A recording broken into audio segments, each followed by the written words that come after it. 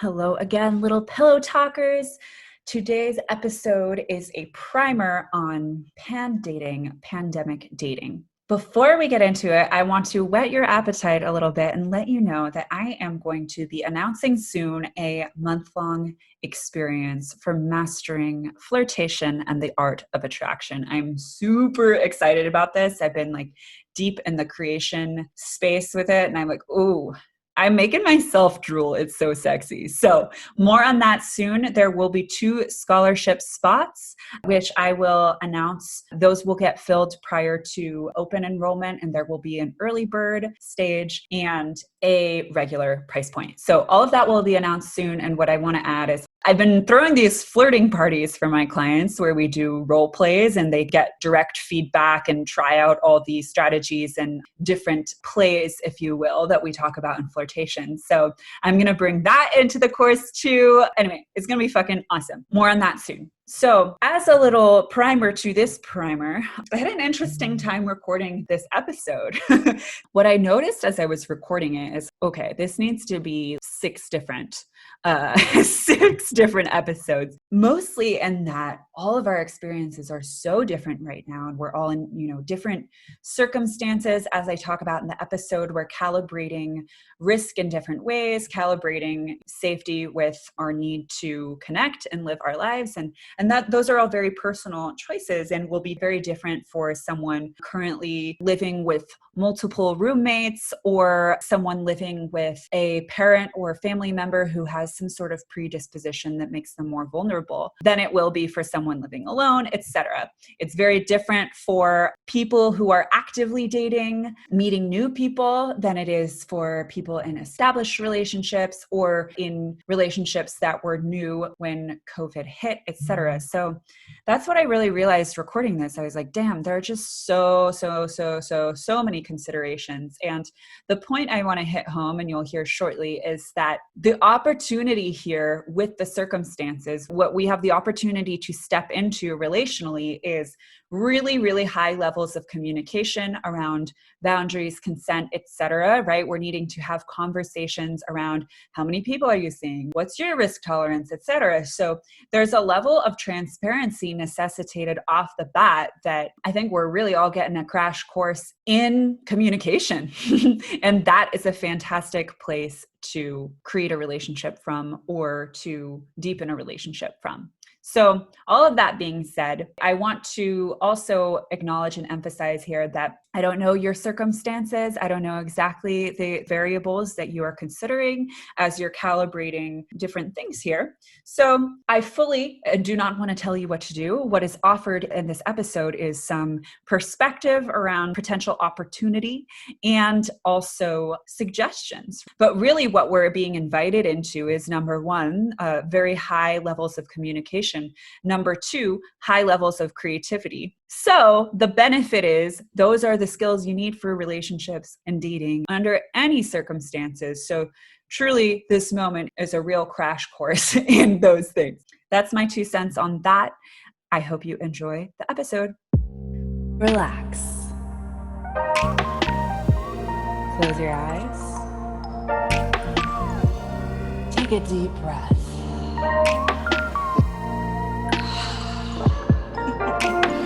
Welcome to Pillow Talk Radio, the most delicious place to be.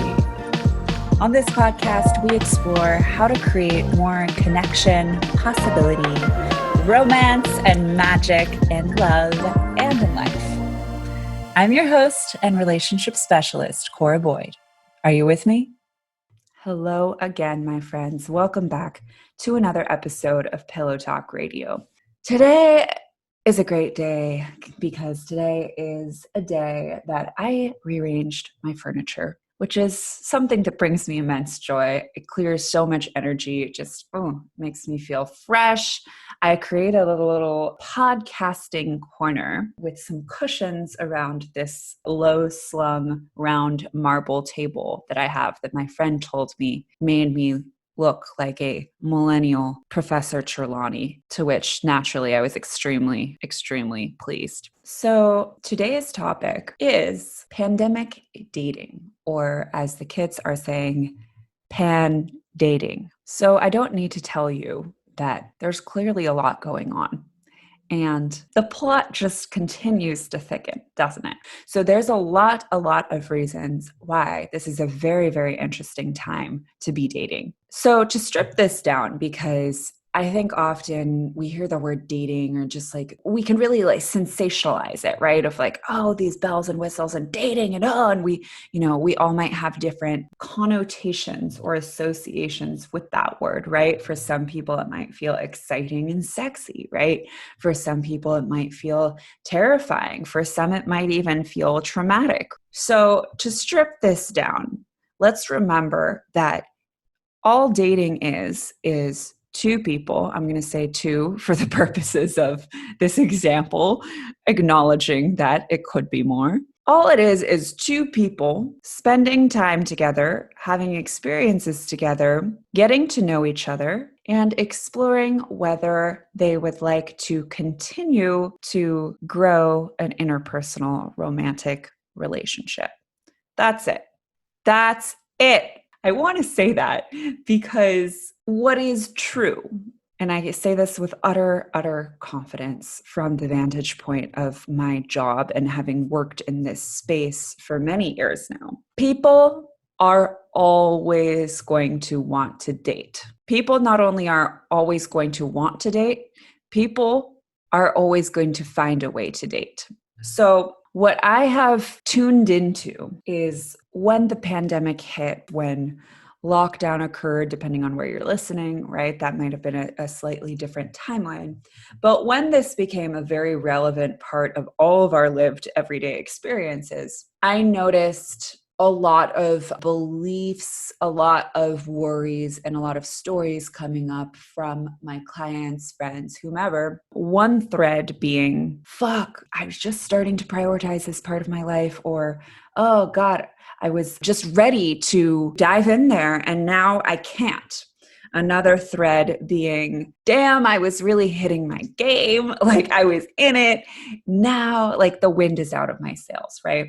Another possibly being, and this one is, maybe a little more unconscious, but some variation of, oh, I haven't been prioritizing this, and now there's a perfectly viable reason for me to continue to not prioritize this, despite the fact that me neglecting this very important area of my life that I yearn for is slowly grating at my soul. So what I want to say to all of that is, of course, you can still be dating. Dating will always prevail.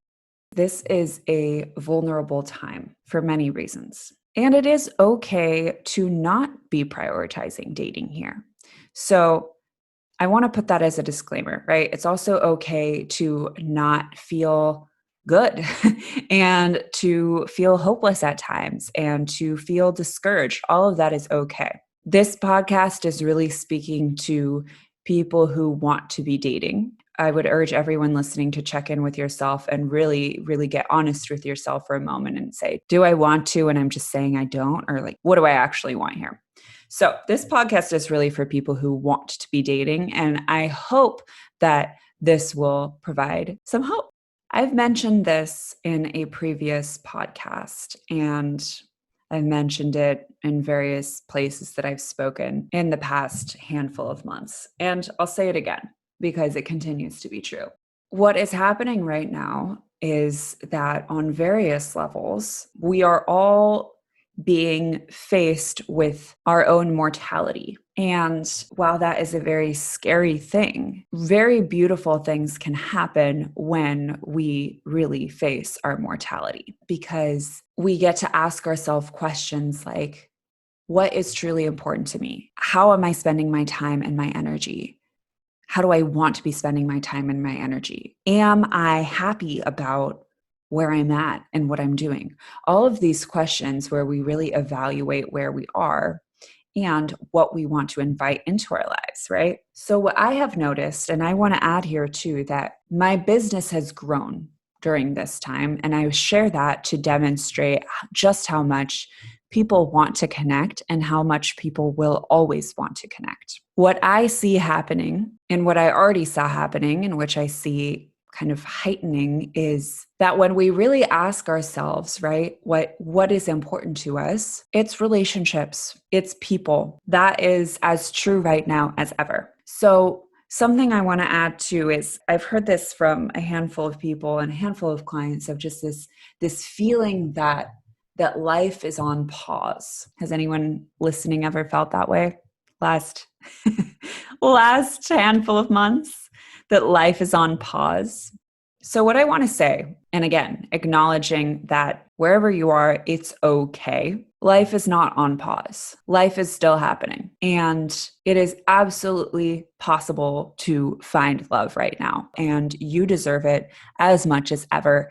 And people are falling in love left and right. What I feel about this time is that it is really the grand Olympics of intimacy. I say that because of the intensity, because of aforementioned questioning of mortality, because of the many challenges that we are all facing in different ways, because of how much we have been taken out of routine and how much uncertainty has been introduced. All of that necessitates a level of intimacy with ourselves that we may not have explored before, right? We're sitting with feelings. We are questioning everything. We're really going inward. And of course, that comes into relationships, right?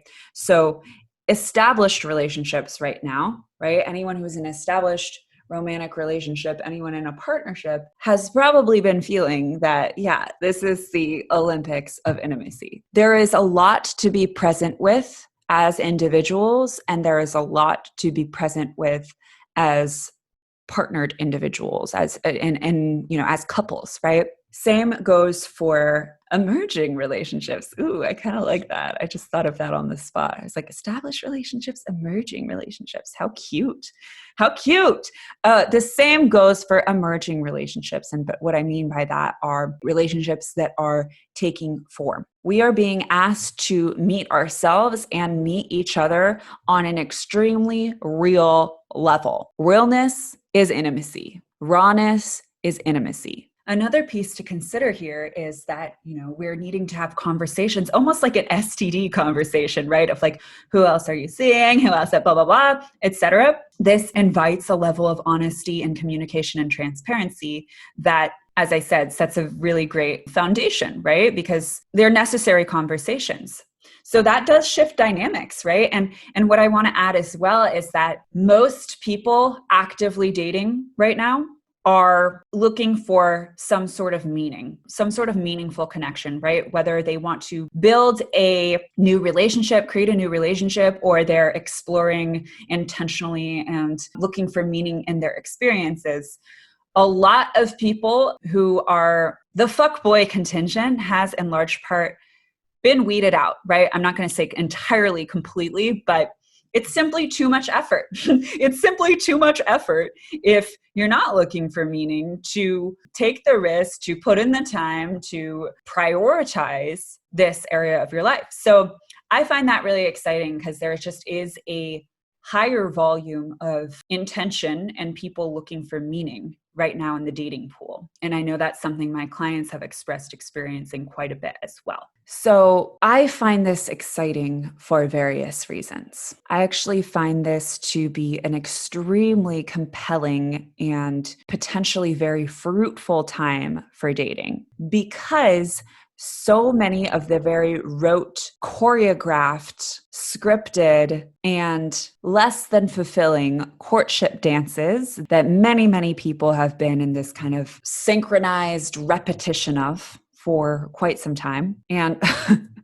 what I mean by that is everything everyone really hates about dating has been disrupted. I've been saying this for a handful of years. I've been talking about how a lot of traditional courtship scripts that we are repeating as a society, despite the fact that perhaps and often without questioning as individuals, whether that's how we want to be participating in this particular human ritual. Many of these scripts that we repeat are really quite obsolete at this point, right? And they have been disrupted. It is not possible to do the whole, I'll go to the bar and meet this person and then we'll go to dinner and a movie and then I will wait 3 days to text them and then I'll blah, blah, blah. And then maybe we'll have sex after the 4th date or, whatever, 3rd date, whatever the fuck you're supposed to do. You're supposed to do. Who decided that anyway, right? That is not even a possible routine, right? Or hasn't been a possible routine in quite the same way, right? So what I'm getting at here is because of this disruption, anyone who is actively dating or wants to be actively dating has had to and has to get creative and get individualized with the process, with their approach. To me, this is very exciting because when we get creative and we get individualized and we really come from a place in our approach of asking ourselves, okay, what do I want to experience? What are some possible ways to create that, et cetera, and then acting on from that place, we inevitably create relationships that are far more fulfilling, far more meaningful to us than if we had done this repeated synchronistic dance that we think is the way we're supposed to be dating, and therefore not really showing up as us and maybe, creating relationships that we think we're supposed to be having. So I find this very encouraging. I also want to add here that many of my clients and friends have gotten into new relationships at this time. Lots of people are actively dating. A client of mine met his girlfriend on an app. Then they had some Zoom dates and watched some virtual movies and developed the relationship like that, and then started meeting at a distance in person and then having those conversations of like, oh, what are your boundaries? Okay, here are mine, right? And like working through that. And that built a really awesome foundation for their relationship. Another client of mine connected with someone on Twitter. I was like, yes, such a fan of using social media for dating. Yeah, another client connected with someone on Twitter. Then they started, chatting, and then it led to texting, and then they went on a hike, I believe. Then, it just went from there. Another one connected kind of at afar with someone they already knew, who they actually knew from work, and remotely just started to chat and explore whether they were both open to bringing in a romantic element to that relationship, right? Someone they already knew. Another one met their new girlfriend online. And they were in separate cities at the time, and they were in separate cities for several months before they were back in the same city. And they chatted remotely. They got to know each other remotely for a few months, then got back in the same city and got together. Another client of mine created, I love this, so creative, created a satirical kind of classifieds ad for himself and put it in his neighborhood Facebook group of kind of like looking for a quarantine wife. It was very funny, very satirical, and got a bunch of dates queued up, virtual dates queued up from that. I loved that one. A lot of people are being set up by friends too, is what I'm seeing. There were 2 that met at the park. People are macking at the park, you guys. I'm getting like, oh yeah, I'm just going to throw in a few ways. And y'all know I'm in a established relationship, monogamous relationship. But I have noticed that I'm getting approached more than usual by men in public, especially at the park. One time at the Costco gas station. So the point is, people are still on the Mac. They are still on the Mac. They're just getting a little more creative about how they're going about it. To me, that is encouraging. So to acknowledge here, we all have different circumstances and we all have different risk tolerances. And we are all in one form or another calibrating, laying low, being safe, being conscientious, distancing, etc., with living our lives, right? And taking care of our mental health and seeing a few people or, whatever the case might be. We're all calibrating this in different ways. So the question we get to ask ourselves is, within our circumstances, within this calibration, within our comfort levels and our risk tolerances, how do we get creative about meeting people? So I'm just going to throw out some benefits of dating right now. So the first is no one else knows how to do it either. There is no manual, there's no like prescribed, here's how to date in a pandemic, right? And of course, by this point, there's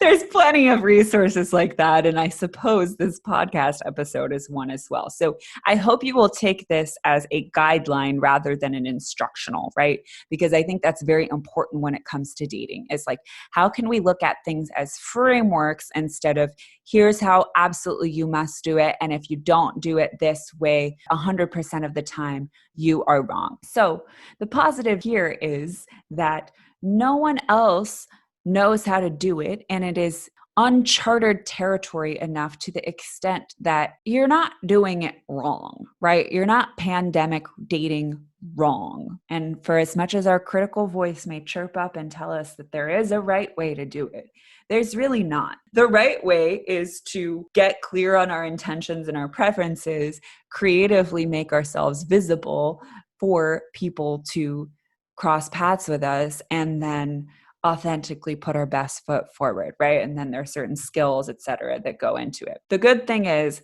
no one else knows how to do it either. So you already have that in common. Another big plus that I see right now is that communication, especially around consent and physical boundaries, is happening off the bat.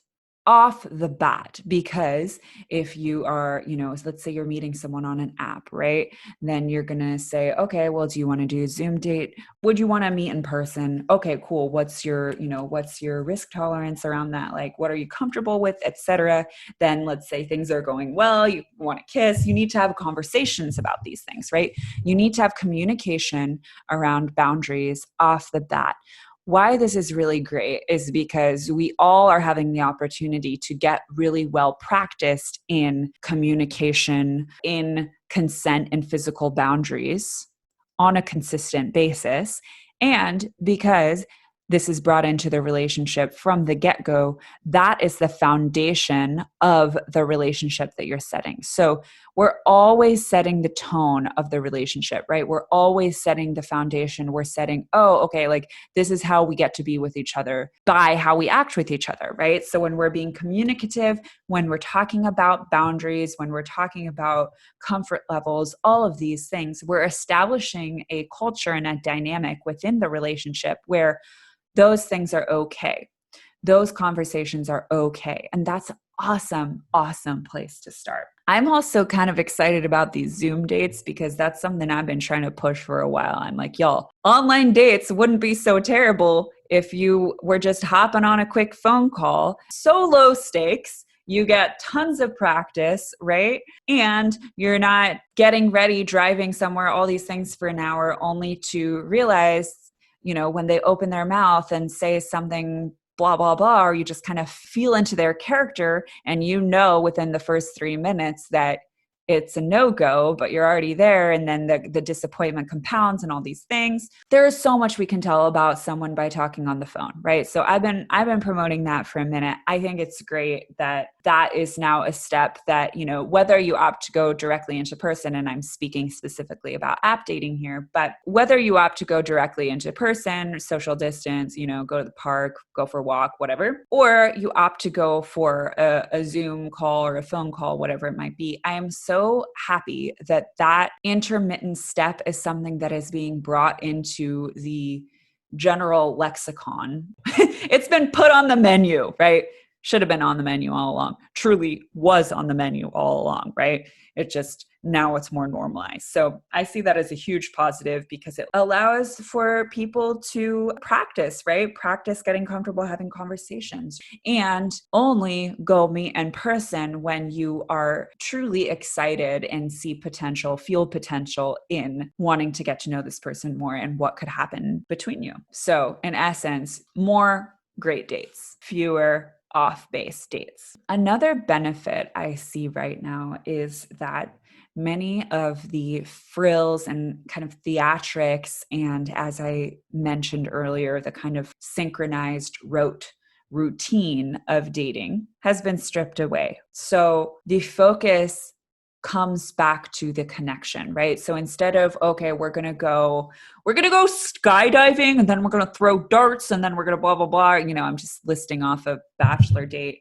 Instead of hiding behind bells and whistles, and again, like that sounds like a fucking great date. There's a difference between when we're doing something because we really want to and it sounds fun, and when we are just cramming a date with activities so that we won't actually have to face the discomfort of a possible silent moment, right? Which if you take my upcoming flirting course, which I'm going to tell you about soon, you will learn the benefits and the joys of moments of silence. But I digress. Because all these distractions are taken away, we are able to tell a lot quicker whether we actually connect with someone or not. Y'all, we want to filter out the wrong people faster. I'll say that again. We want to filter out the wrong people faster, okay? So the sooner we can get a true gauge of, oh, this isn't necessarily somewhere I want to continue to invest my energy and attention, instead of, okay, I really enjoyed all these frills, bells, and whistles, and maybe I got drunk and it was okay, well, I guess I had a good time. And then we continue to see these people and emotionally invest in them. And 3 months down the line, we come to the recognition that we were never really that into them anyway, but now we're invested because we've literally invested our time and energy into it. And we're like, maybe I'll, you know what I'm talking about. Because these bells and whistles are stripped significantly, the focus comes back to the connection, and we're able to gauge better whether or not this is really a relationship we want to continue to invest in. We're also urged to be more discerning in that, because we need to be thinking about how many people we're interfacing with, right? So all of this brings a lot more intentionality to the process. Building off of that, because of the circumstances, we're not just going to have surface level conversations. We're going to get real with each other a lot faster, because there's things to talk about. There's things to acknowledge, like death and mental health and the future and racial injustice and the election and all of these things, right? We're going to be having conversations off the bat that are a lot more real, right? A lot more real. And that, again, allows us to discern more effectively whether this truly is a connection we'd like to continue to invest in or not. Also, meeting in that real place is vulnerable and refreshing, right? Which builds trust and intimacy. So again, we are setting a foundation for the relationship